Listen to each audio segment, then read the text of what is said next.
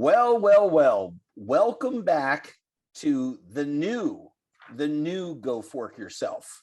For those that are not aware of the old Go Fork Yourself, the award-winning podcast starring myself before I got too busy, and also starring the lovely and talented Molly Mogren Katt before she had too many children and got way too busy. The band is now back together and sufficiently armed with enough snark and helpful hints for you to get through your daily life. So we are back with the brand new Go Fork Yourself Substack edition. Yes. Hi, everyone. Molly, can I ask you a question? Sure. What are you doing in my office? It's a great question. I just wanted to come in here and see all sorts of weird crap that you've been accumulating over the years. The one thing that's not in there anymore, we can't really talk about on because it's exactly 2022 and it's not 2017. I know exactly what you were talking about. It's not appropriate. It's not appropriate. It's not appropriate. Aren't you curious about where I am? Yeah, I want to know where you Especially with that beautiful wallpaper. Is that a magic eye? No, I am in a hotel room in Chicago where I have experienced firsthand the slings and arrows of the employment issues in today's hospitality environment. Two quick stories, then we'll get into today's topic. Yeah, you're starting off nice and light. Let's do this. Well, I mean, here's the thing. The hospitality industry has been kneecapped. It's hard to get people back. The Great Resignation is a real thing, and it's hard to find jobs. And the jobs in this industry have not supplied the proper wages, proper benefits, the income equity, gender equity, et cetera, that's required to bring people back.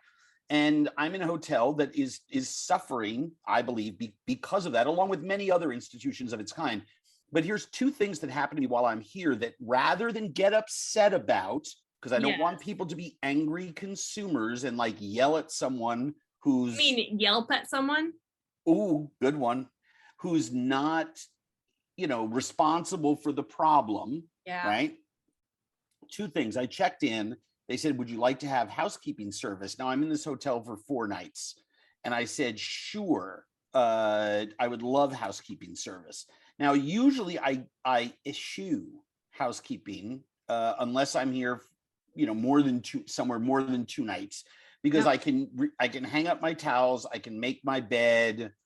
It's just just something I can do to help save whatever, right? Plus it can be kind of annoying to have someone in and out of your room, and I don't don't know.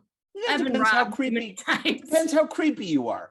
Yeah. But anyway, I think it's actually 5 nights, 4 days. I wanted to have someone come in and take care of the room. So they said to me, that's great. If you cancel, we're going to dock you 1,000 points. What? I'm like, dock me. I didn't even respond to it. I thought I must have misheard. I come upstairs and today was the day that I had asked for service, right? The middle of my stay. I just take it once. I said, sure.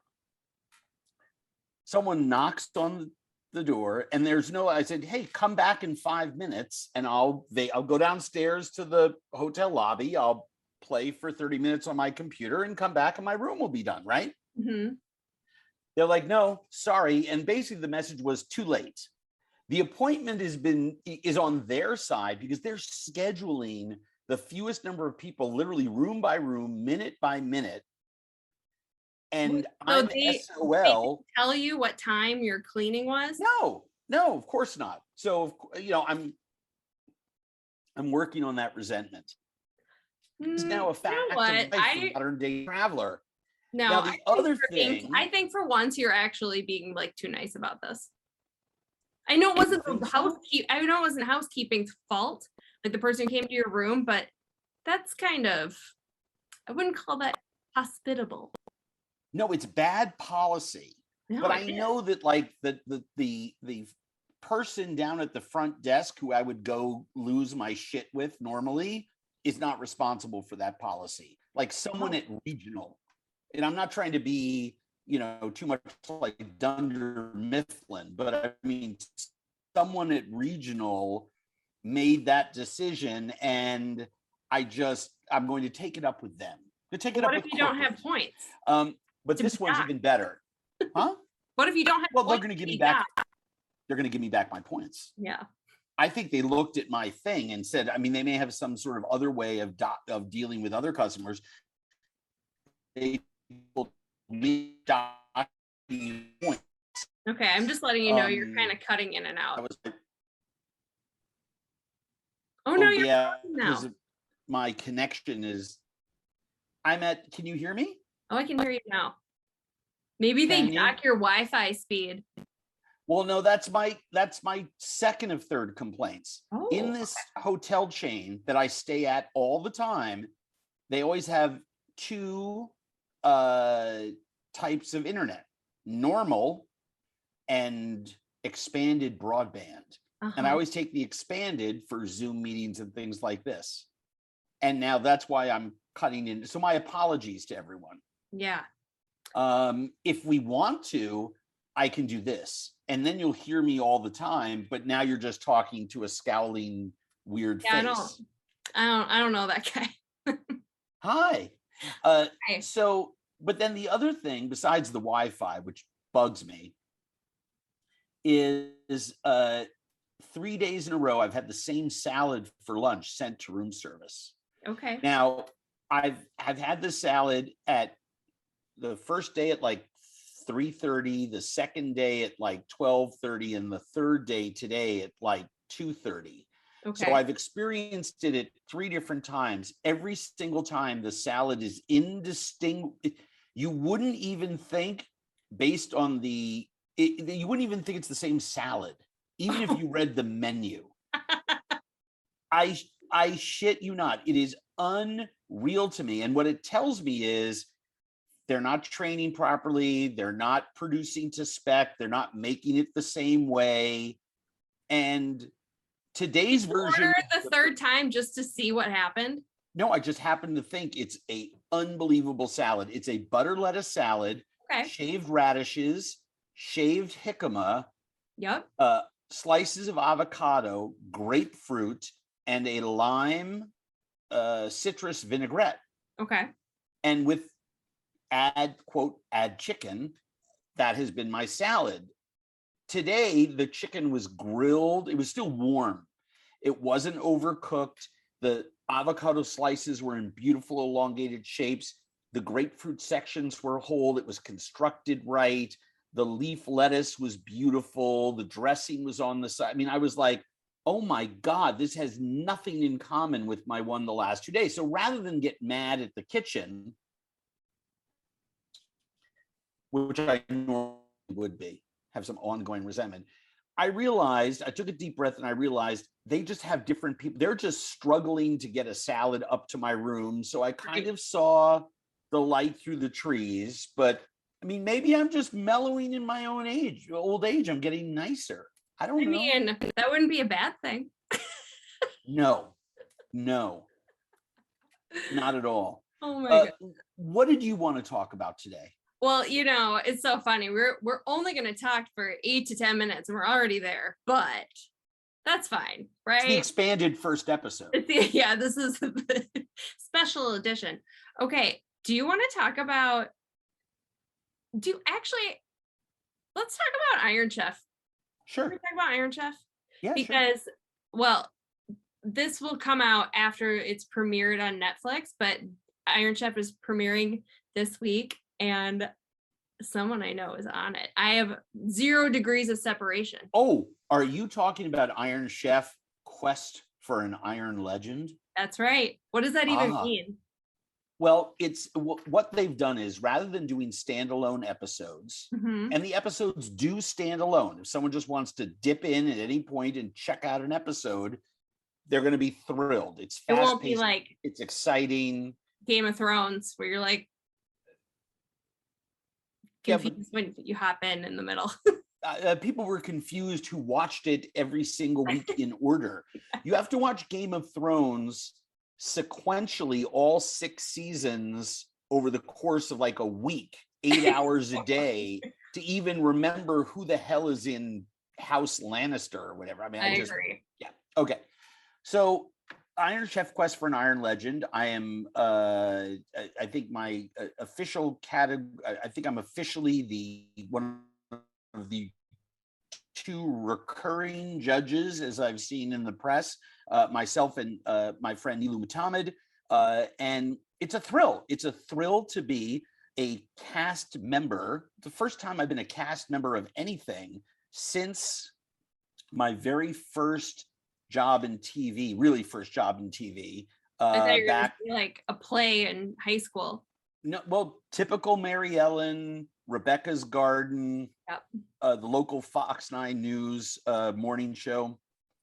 My early TV career, I was part of an ensemble in all of them. But then very quickly, it always became such and such with Andrew Zimmern, and it was just me. And so now to be a part of a team again, first of all, it's great. Second of all, it's an incredible franchise. Third, it is supersized in the best way possible. The special effects, the reveals, the fast-paced action that is only possible with 800 cameras trained on everyone at every moment. Kitchen Stadium that has been reimagined into, the greatest kitchen I've ever seen. And celebrity guest judges every week that are huge, big stars is thrilling. Everybody on it thrilling. So I'm is super excited. Everyone is awesome on the show. I'm like, no way. How do they get like, remember Curtis Stone? He's back. Curtis Stone is, here's something about Curtis Stone. I'm glad you brought him up. Great. If anybody said, Dominique Crenn is also one of the Iron Chefs. By the way, so is Gabrielle Kamara, Ming Tsai, and Marcus Samuelson. Yep. But Dominique Crenn, 3-star Michelin, one of the handful of best chefs in the world. I mean, full on. Yeah. No doubt. I mean, tops, who's no one's better. There's other people that, she's at their level, they're at her level, but I mean, no one's better than she is. Is an Iron Chef. And everybody says, oh, Dominique Crenn. People see Curtis Stone and they think, oh, good looking guy. I remember him from TV shows. Is he a good cook?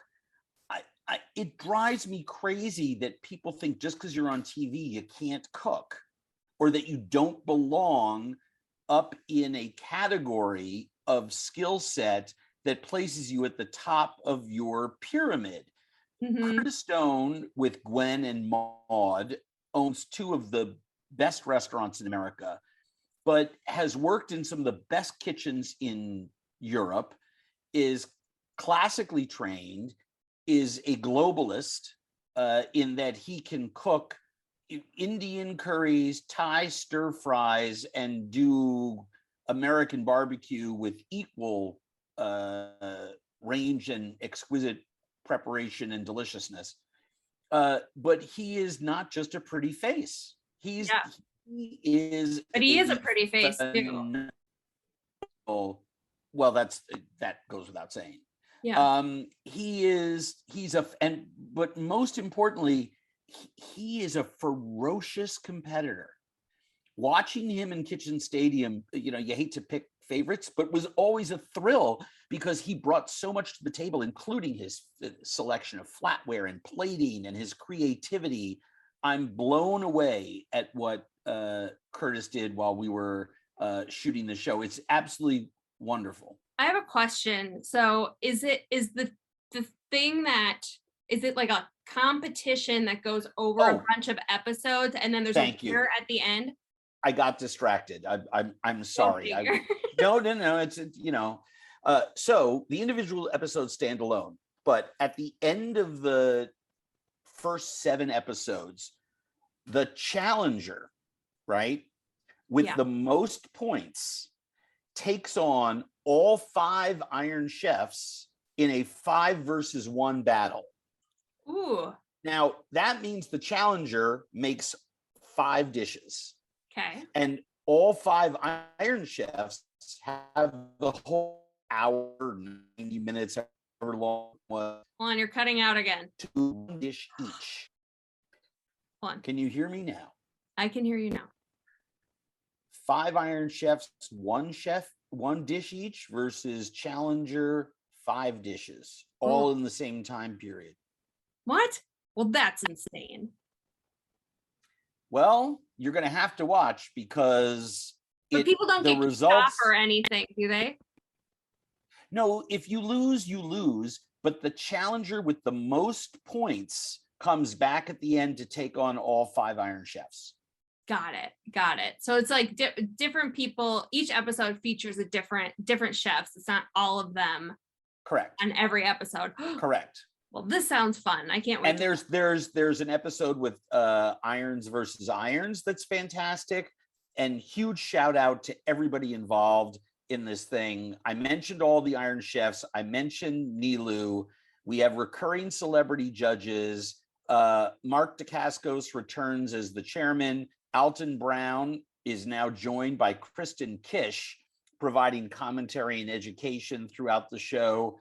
And I think it's the most thrilling Iron Chef version that I've seen, other than, and look, I was younger. Iron Chef made its debut in 1993, and very shortly thereafter was available as like a cult thing here in America. Yes, it was so fun to watch. The best. And I think I've seen, I mean, there's hundreds and hundreds of episodes.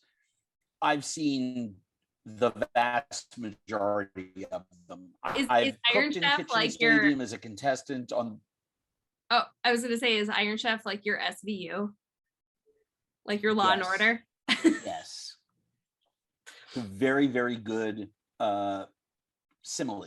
You're like, I'm going to fall asleep in my hotel watching this. No, but I love Iron Chef, always have. I've cooked in Kitchen Stadium on the Food Network version, and I've judged the Food Network version before. So to be able to come back as a cast member is, it's fantastic. It's fantastic. I mean, there is nothing, I think people are going to love it. The pacing on this is incredible. And I think audiences are going to really thrill to what they see. The food is out of control. The secret ingredients are out of control. The judges are funny and informative. Oh. But yes, all superb.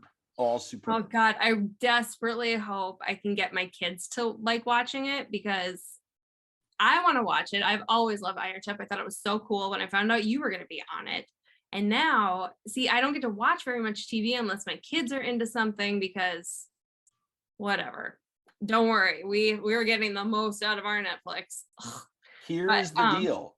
Yes. Your children, Arlene and Clark, are going to love it. And here's why. They may not understand everything that's happening, but I think the pacing and the music and the eye candy is so big and glorious that I think even little kids are going to sit there and see it as like watching a Willy Wonka factory in operation. Well, they like so all I'm the trusting shows, so well then they'll really love it. Plus I'm on it. Plus you're on it. Not that, well, no, I guess they have met you. Maybe Clark hasn't. I don't know. I met Clark when he was born. Yes. You brought him to the office. Yes, he's bigger now. But he's young and he's wild. He's so wild. Yeah. So wild. Yeah. But here's the deal. Here's the deal. I did see he posted something on Instagram earlier today, and talking about how much he was looking forward to it. So I'm hoping that he sticks with it. Totally. Yeah. Yeah, I pimp out my kids on the internet like that. Yep. Is Iron Chef quick? Put you on the spot before we end our first Go Fork Yourself episode. Favorite food TV show ever? Go. The Great British Baking Show. Is that what it's called? Sure. Oh, I like it because it's not stressful and everyone's nice And I don't even, how do the Brits have so many names for things? I just don't even get it. Well, what about you? I think you have to say Iron Chef, but if you didn't have to say Iron Chef, what would you say? No, I don't. I'm still stuck on your choice. I thought you would slide in a little nod to, Bizarre Foods or, something like that. It's fine. It's fine. Let's not go back. Show. No, let's not go back in time. Did I say competition? I don't know. I guess that's just how I read it. That's what I heard. Interesting. If you my show, I'd still have the same answer though. my favorite food show. There are so many. It's really hard to choose from, but I just wrote about it on my Substack the other day, and I'm just reminded of how important Yan Can Cook was to my life. And at a point in time when everybody, we've celebrated Julia and Graham Kerr, but when they were on, so was Martin Yan. He's been doing this for 50 years. I remember watching, that was like a sick day at my grandma's house because she didn't have cable. And I would watch that all the time when I was at her place. Yeah. So. If Yan can cook, so can you. But what Martin did before anyone else is he went outside the kitchen and told stories from the local market, from his Chinatown, from his travels and experiences. And without Martin Yan paving the way, I wouldn't be here. Now, can I say the same thing about Julia and Graham Kerr? Well, not really, because I never did a dump and stir, stand and stir. Yeah, like Martha Stewart wouldn't be. No, but I never did that traditional ITK show in the kitchen show until Wild Game Kitchen, which comes out this September for Outdoor Channel.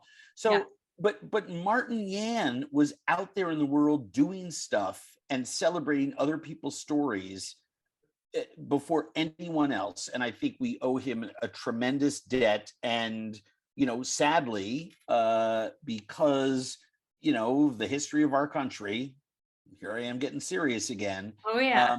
He has been not overlooked, but it hasn't been until recently that his value and his contributions have been appropriately rewarded. He just received, I'm in Chicago for the Beard Awards. He just received the Lifetime Achievement Award from the Beard Awards. And, I was thrilled. So anyway, there you have it. Any last words for me? Go fork yourself. Okay. All right.